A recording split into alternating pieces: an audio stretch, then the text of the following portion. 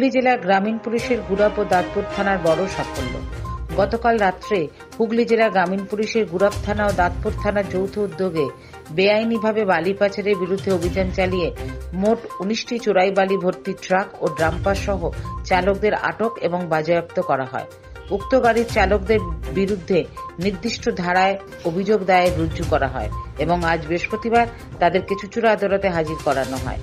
হুগলি দাঁতপুর ও গুড়াপ থেকে প্রবীর বসুর report, ইয়োরো report, news Bangla প্রতিদিন ও সংবাদ শিরোনাম।